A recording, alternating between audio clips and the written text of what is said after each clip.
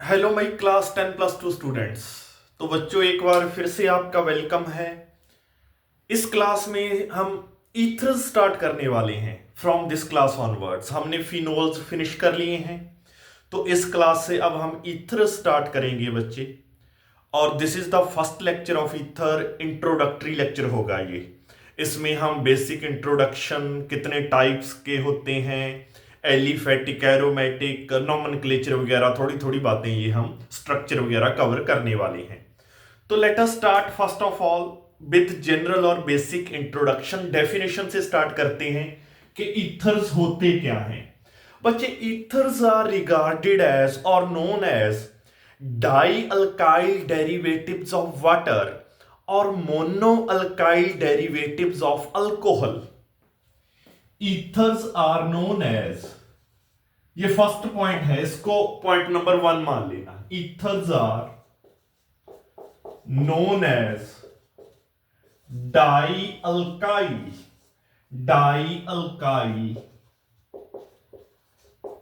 derivatives of water और monoalkyl derivatives of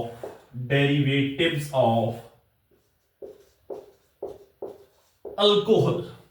तो ये इनकी डेफिनेशन बनती है, डाइअल्काइल डेरिवेटिव्स ऑफ वाटर और मोनोअल्काइल डेरिवेटिव्स ऑफ अल्कोहल। कैसे इसको जस्टिफाई कैसे करें बच्चे? अब आपको पता है कि अगर मैं वाटर की बात करूं तो सेंट्रल एटम ऑक्सीजन है एंड ऑक्सीजन के पास 2 लोन पेयर्स हैं। There are 2 hydrogens that are bonded with oxygen with 2 covalent bonds inside water. But अगर मैं बच्चों इसमें क्या करूं, ये हाइड्रोजन को भी मैं एक अल्काइल ग्रुप के द्वारा रिप्लेस कर दूं R, और ये हाइड्रोजन को भी मैं किसी अल्काइल ग्रुप के द्वारा, मान लीजिए ये R डैश है, इसके द्वारा सब्स्टिट्यूट कर दूं, तो ये डाई अल्काइल डेरिवेटिव हो गया वाटर का। वाटर की यहां एक हाइड्रोजन थी, उसको भी मैंने अल्काइल के साथ रिप्लेस किया। यहां भी जो एक हाइड्रोजन थी उसको भी मैंने अल्काइल ग्रुप के साथ रिप्लेस कर दिया। तो die alkyl derivatives of water और monoalkyl derivatives of alcohol. Alcohol आपको पता है this is an alcohol, generally हम ऐसे ही लिखते हैं अल्कोहल को। अगर मैं अल्कोहल की इस हाइड्रोजन को भी किसी अल्काइल ग्रुप के द्वारा रिप्लेस कर दूं तो ROR डैश, ये आपका क्या बन जाएगा बच्चों? ये आपका ईथर बन जाएगा। तो ये मोनोअल्काइल डेरिवेटिव होते हैं अल्कोहल के, डाइअल्काइल डेरिवेटिव्स होते हैं वाटर के। ठीक है बच्चों, आई होप आपको समझ में आ गया होगा पॉइंट। चलो अब हम सेकंड पॉइंट की बात करते हैं। सेकंड पॉइंट में अगर मैं इनका जनरल फॉर्मूला बताऊं ईथर्स का, तो जनरल फॉर्मूला आपने याद रखना है, that is CnH2n+2O where n greater than और इक्वल टू 2। n कहां से स्टार्ट होता है? 2 से स्टार्ट होता है। n will be either it will be equal to 2 और ऑलवेज ग्रेटर देन 2। ये इनका जनरल फॉर्मूला है। ऐसे आप इनकी होमोलॉगस सीरीज ड्रा कर सकते हो। You can make the homologous series. For example अगर आपने फर्स्ट मेंबर देखना है तो n2 पुट करो, that will B C2 H2 into 2 4 plus 2 6 H6O. Like this is the first member. For second member N3 put कीजिए इसमें, that will be C3 H3 into 2 6 plus 2 8 H8O.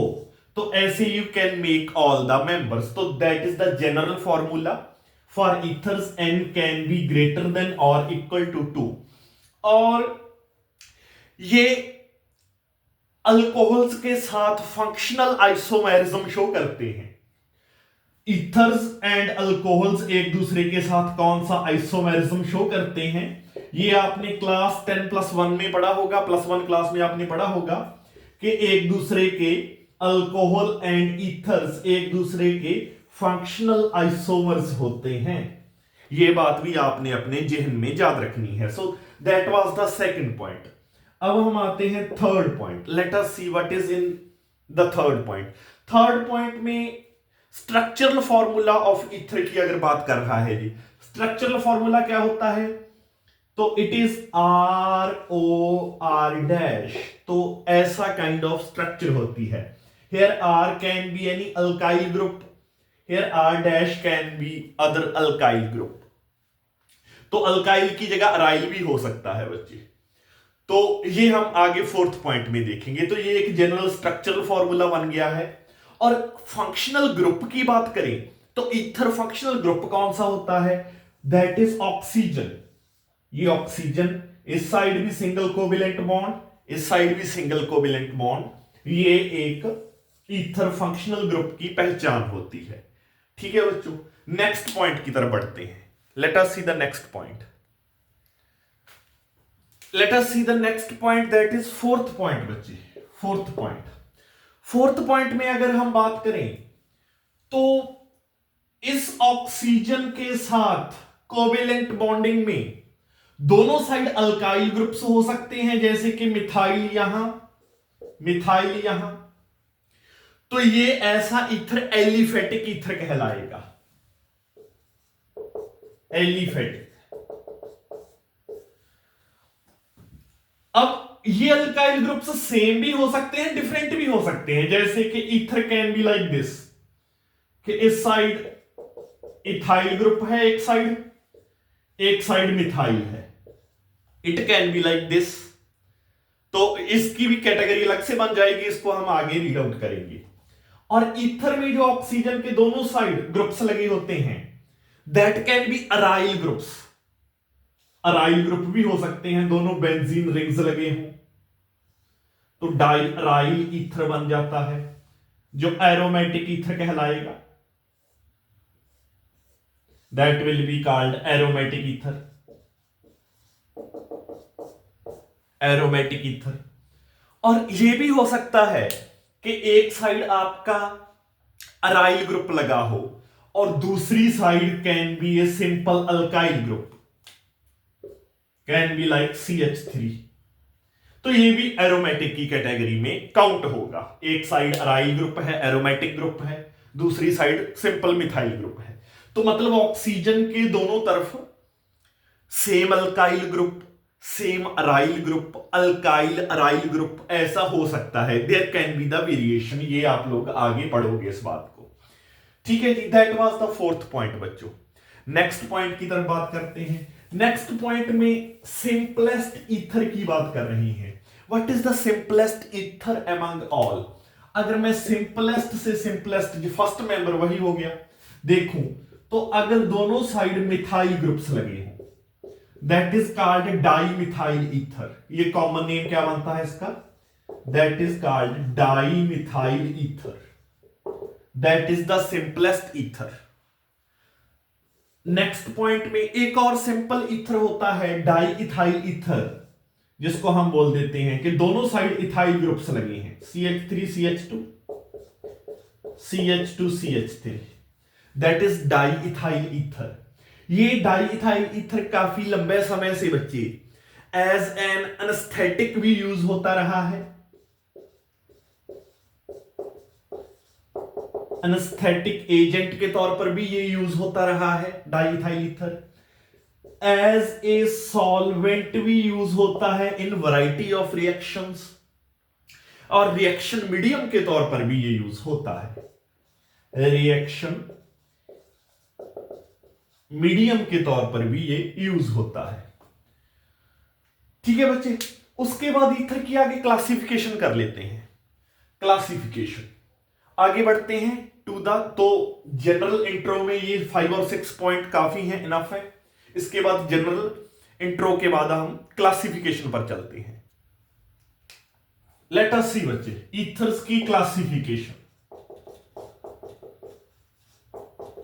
अगर मैं classification में देखूं तो ईथर्स कैन बी सिंपल और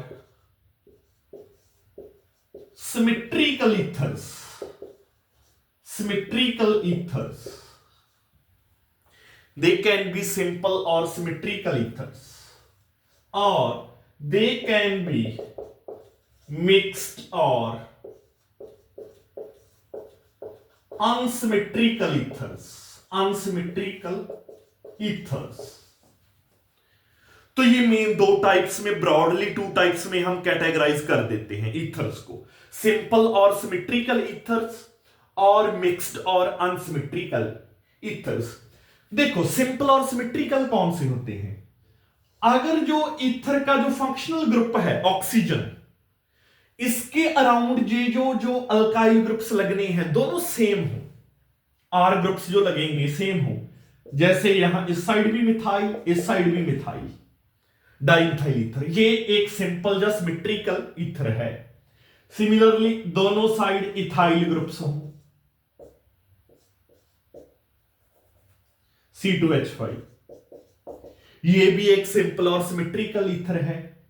दोनों side aryl groups हो, both the sides there are aryl groups.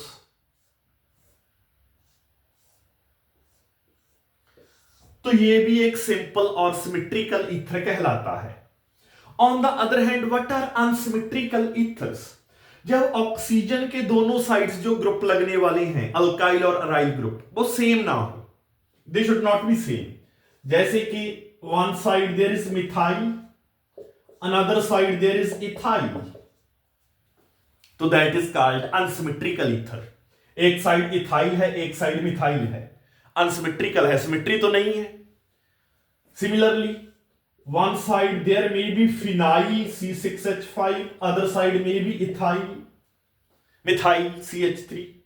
So such these type of ethers are called mixed or unsymmetrical ethers.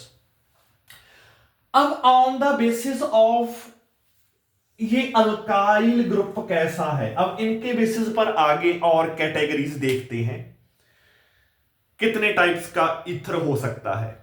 मतलब जैसे कि open chain ether, cyclic ethers and aromatic ethers, तीन type के होते हैं। On the basis of the nature of alkyl group, R group, जो oxygen के दोनों साइड लगे हैं, ग्रुप्स जो दोनों साइड ऑक्सीजन के लगे हैं, उनकी नेचर के अकॉर्डिंग ईथर्स कितने टाइप के हो सकते हैं, तो वो देखते हैं हम आगे। There can B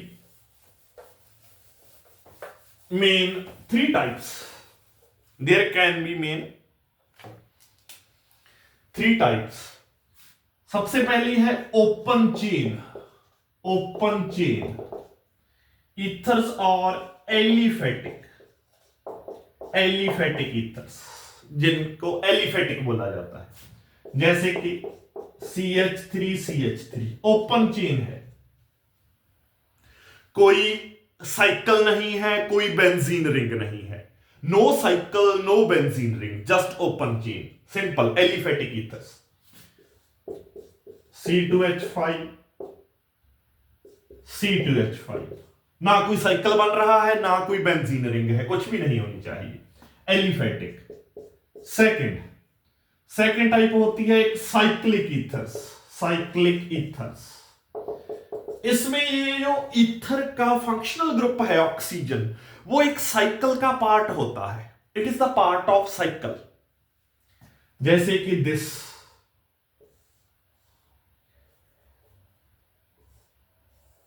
that is called oxirane. यहां CH2 ग्रुप है, यहां CH2, यहां भी CH2 है, तो this oxygen is the part of ether का, oxygen is the part of this cycle, closed chain cycle, तो that are called cyclic ethers, oxirane. Then there is oxetane भी होता है,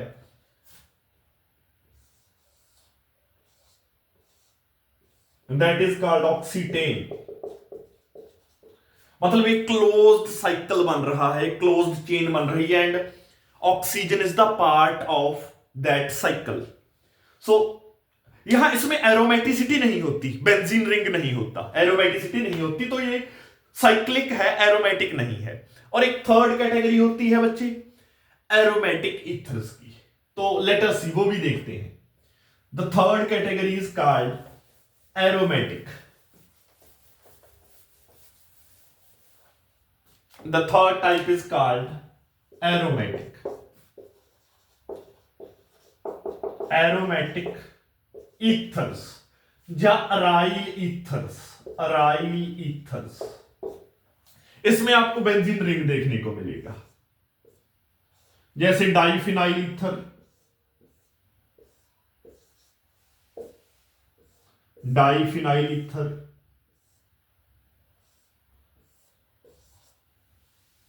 या phenyl methyl, methyl phenyl ether के एक side तो simple alkyl group है, एक साइड बेंजीन रिंग है।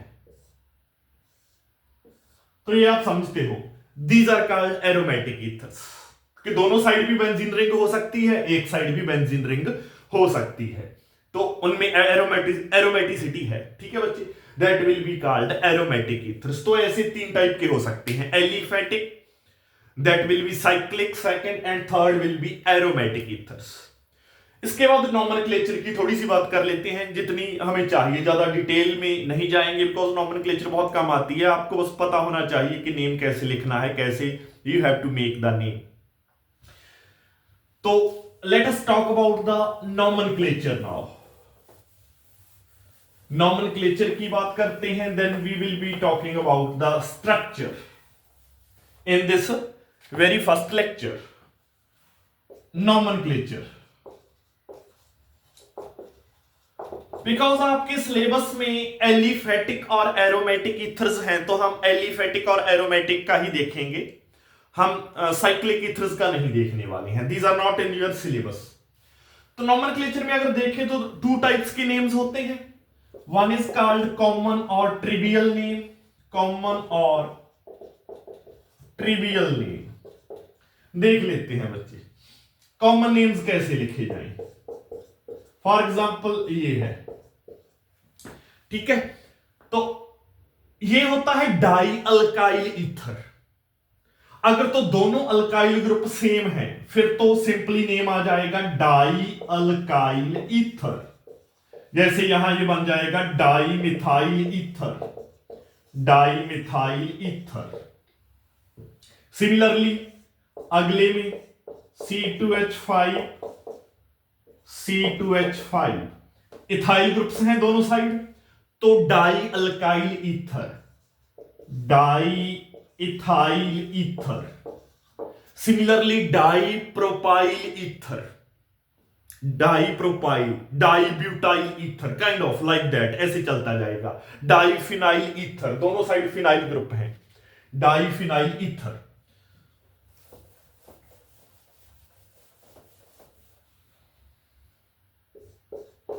C6H5O C6H5 diphenyl ether, diphenyl ether.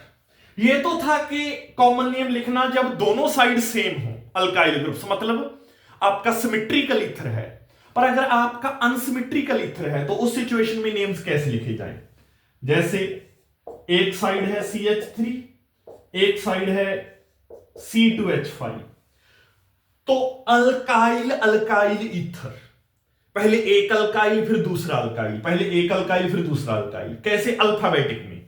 जैसे ये मिथाइल M से, ये इथाइल E से, तो पहले ये आएगा, that will B ethyl methyl ether, ethyl methyl ether.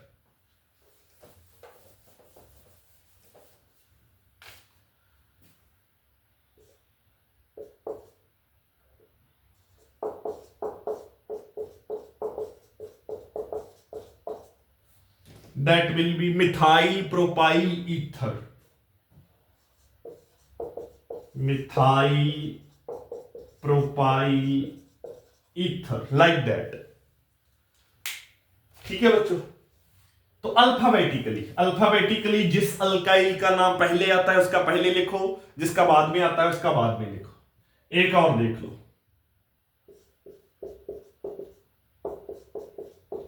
Phenyl methyl, phenyl P से, मिथाइल M से, तो that will B KLMNOP, P बाद में आएगा, तो that will B methyl phenyl ether. तो ऐसे नेम्स लिखे जाएंगे अनसिमेट्रिकल जब मिक्स्ड ईथर्स में, अल्काइल अल्काइल ईथर। एक पहले अल्काइल जिसका अल्फाबेटिकली पहले नाम आता है, जिसका बाद में आता है तो उसको बाद में लिखो। That will be the common names. This is how we write the common names. उसके बाद लेट अस सी बच्चों के how do we write the IUPAC names. IUPAC names कैसे लिखनी है? आयुपेक नेम्स में क्या होता है कि ईथर्स को अल्केन्स के डेरिवेटिव माना जाता है। जब हम आयुपेक नेम लिखने जाते हैं तो ईथर को अल्केन के डेरिवेटिव माना जाता है। तो जो नेम लिखना होता है हमें, वो लिखना होता है अल्कोक्सी अल्केन। अल्कोक्सी अल्केन कि अल्कोक्सी ग्रुप ने अल्केन की एक हाइड्रोजन को रिमूव करके उसकी जगह खुद फिट हो गया, जैसे कि CH3OCH3। तो इसको आप मिथॉक्सी मान लो, OR alkoxy group, OR, R यहां मिथाइल है, तो ये मीथेन बनता था।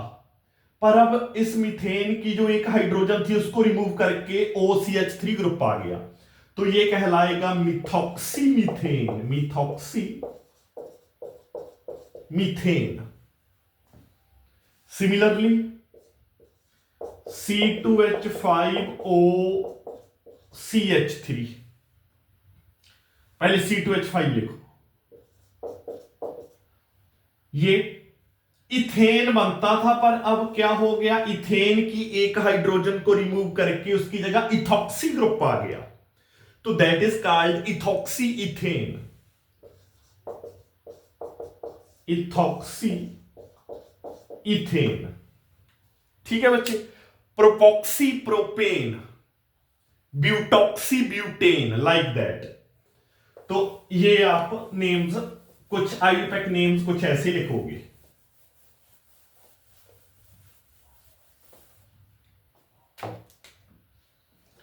हाँ, अगर आपका एरोमेटिक है तो बेंजीन का derivative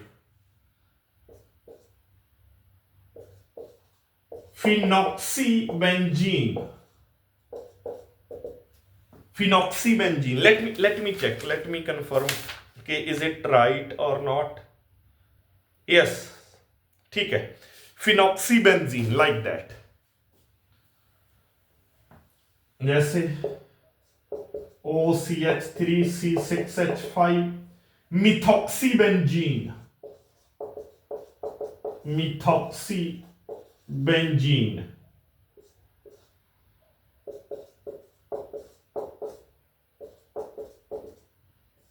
ethoxy benzene. Ethoxy benzene. ये मैंने कैसे लिखे बच्चे? आपने याद रखना है अल्कोक्सी ग्रुप किसको लेना होता है आपने। अगर आपके ऑक्सीजन के दोनों साइड्स R ग्रुप से सेम नहीं है तो आपने अल्कोक्सी किसको लेना है? जिस ऑक्सीजन के साथ छोटा अल्काइल ग्रुप है, जिस साइड ऑक्सीजन को साइड इंक्लूड कर लो।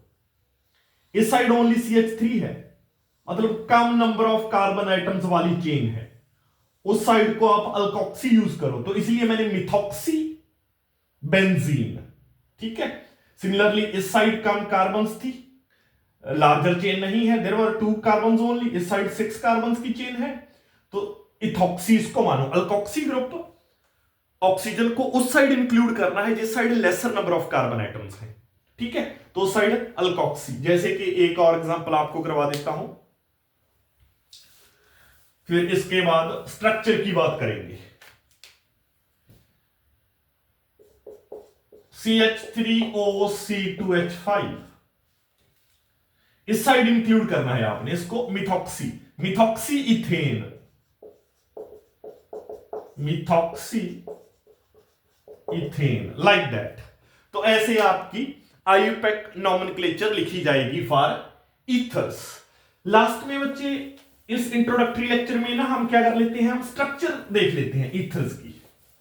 ईथर्स की अगर स्ट्रक्चर देखें तो जो सेंट्रल ऑक्सीजन है, ऑक्सीजन के साथ एक साइड R ग्रुप लगा है, एक साइड R' लगा है, ऑक्सीजन के पास 2 लोन पेयर्स भी है।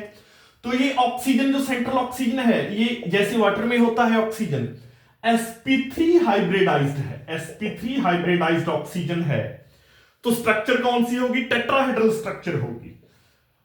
The structure will be tetrahedral structure, it will be like tetrahedral. तो ईथर्स की स्ट्रक्चर टेट्राहेड्रल होती है, ऑक्सीजन जो सेंट्रल ऑक्सीजन होता है वो sp3 हाइब्रिडाइज्ड होता है। पर यहां पर वैसे आप देखते हो कि 109 डिग्री 28 मिनट्स बॉन्ड एंगल होता है in case of simple tetrahedral structure like methane, methane में हम देखते हैं। पर यहां पर अगर आप बॉन्ड एंगल देखोगे तो थोड़ा ज्यादा होता है, 111 डिग्री 7 मिनट होता है, 111 डिग्री 7 मिनट। वैसे तो टेट्राहेड्रल में 109 डिग्री 28 मिनट होता है। यहां बॉन्ड एंगल इतना ज्यादा होने का रीजन क्या है? बल्की अल्काइल ग्रुप्स हैं, ये बल्की अल्काइल ग्रुप्स रिपेल करते हैं एक दूसरे को, तो बॉन्ड पेयर रिपल्शंस हमें देखने को मिलती है जब बल्की अल्काइल ग्रुप्स की रिपल्शंस देखने को मिलती है, जिसके कारण बॉन्ड एंगल थोड़ा सा बढ़ जाता है। अदरवाइज sp3 हाइब्रिडाइज्ड है, टेट्राहेड्रल स्ट्रक्चर होती है, टेट्राहेड्रल।